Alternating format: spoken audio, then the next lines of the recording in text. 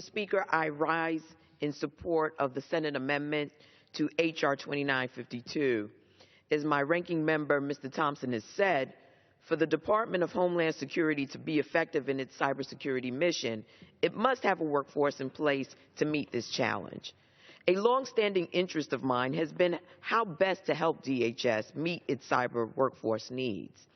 To that end, I've authored legislation that the committee unanimously approved in October to help ensure that DHS has the, quote, boots on the ground, end quote, it needs to meet its diverse cybersecurity mission.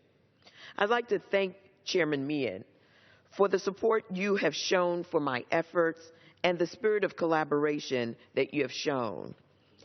This legislation requires DHS to develop and issue a comprehensive workforce strategy for the department's cybersecurity missions. The department is required to develop a 5-year implementation plan for that strategy and a 10-year projection of the cybersecurity workforce needs of the department. Before developing a strategy and implementation plan, it is important that DHS conduct a workforce assessment to get a sense of the readiness and capacity of the department's cyber workforce. It is also important that the department determine where these positions are located within the department and whether these positions are filled by permanent employees, independent contractors, detailees from other federal agencies, or are vacant. The workforce assessment required under this bill requires DHS to do just that.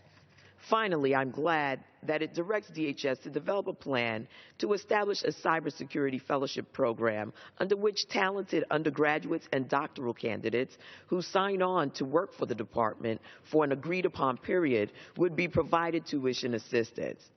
Establishment of just such a program could help encourage students to come to work for the government in this vital arena.